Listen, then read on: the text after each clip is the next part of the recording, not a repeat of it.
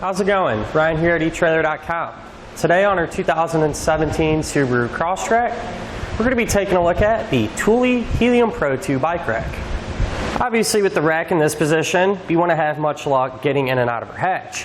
What we can do is come down here, flip this lever, and tilt the rack out of the way. Then we'll have more than enough room to get all of our gear in and out of our hatch. Now this rack can hold up to 2 bikes. However, if you need to carry an extra one, there is a 3-bike version available as well. Now the bike is held down in 3 points. We're going to have 2 straps here on the top tube and 1 strap down here. Now this is actually an anti-sway strap, and that's going to help eliminate side-to-side movement and any potential contact with either bike-to-bike or your bike-to-rack. Let's go ahead and take the bike off together. That way we can have a better look at the rack itself. It's really easy to do. Just pushing these tabs, pull your straps up and out of the way.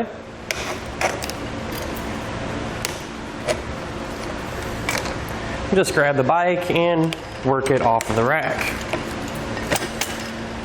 Now the cradles are going to be made from a soft rubber material, and that way we're not going to have to worry about them scratching up or damaging our bike's finish.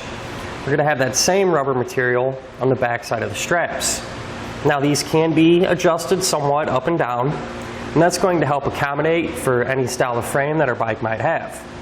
Now what I like to do when we're not actually carrying a bike is just put our straps back. That way we don't have to worry about them getting lost. Now one thing I thought was pretty neat is that the rack actually has an integrated lock. That way when our bikes are in place, you can loop that over it, clip it into place, and that'll help prevent them from getting stolen. Now the rack is going to add some overall length to our vehicle, and exactly how much from the hatch to the edge of the rack is going to be right at 34 inches. So that's something to keep in mind when you're pulling in your garage or a tight parking spot. Now the arms actually do swing down to free up some space. To do that, you lift up on the lever and push them down. To see how much space it frees up from the hatch to the furthest point is about 22 inches. Now when it comes to ground clearance from the bottom of the rack to the ground, it's going to be right about 12 inches. So keep that in mind if you happen to be going on some rough terrain or up and down really steep hills.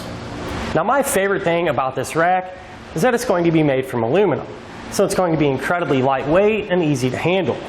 And we're not going to have to worry about any rust or corrosion issues either. So whenever you're done with the rack, and say you need to take it out of your hitch, throw it in your car, it's going to be really easy.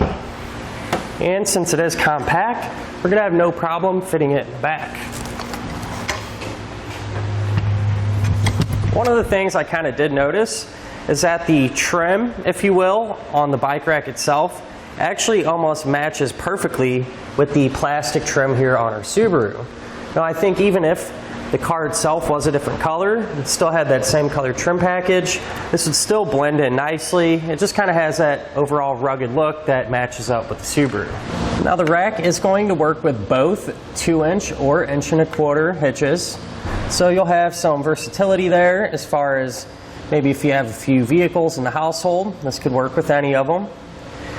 And it's actually going to have this knob too, which acts as a stabilization device. So once you put it in your hitch, you'll tighten this down, and that'll eliminate any slop or rattle here in the connection point.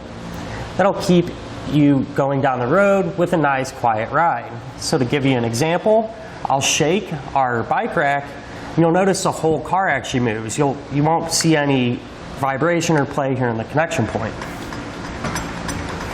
This is our test course. Let's start with the slalom. This shows side-to-side action, such as turning corners or evasive maneuvering.